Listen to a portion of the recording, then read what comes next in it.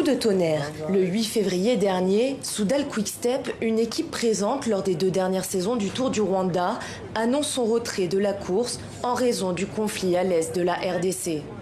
La formation belge estime que la sécurité de ses coureurs dans 2 des 7 étapes du Tour n'est plus garantie.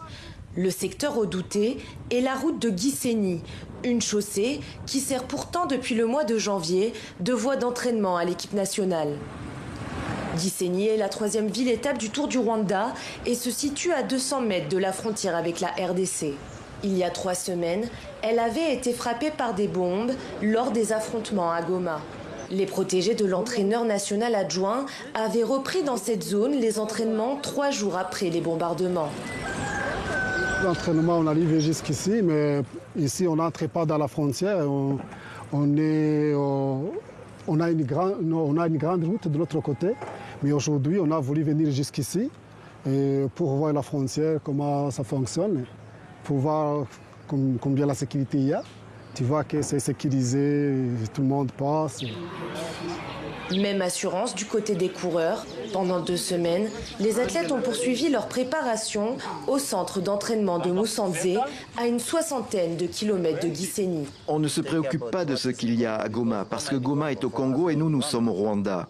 Le 19 février, les officiels du Tour annonçaient la participation de 15 équipes. Une satisfaction pour le vice-président de la Fédération rwandaise de cyclisme qui déplore en revanche le retrait de l'équipe belge en début de mois.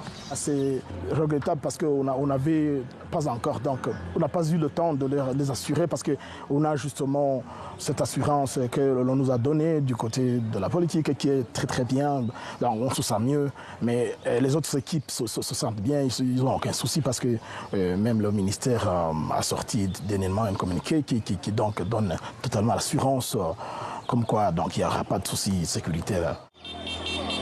Le Tour débutera dans la capitale rwandaise le 23 février et s'achèvera le 2 mars prochain. Kigali accueillera aussi sans inquiétude en septembre les mondiaux de cyclisme sur route. Une première pour le continent africain. Fin janvier, l'Union cycliste internationale a confirmé maintenir sa confiance au pays.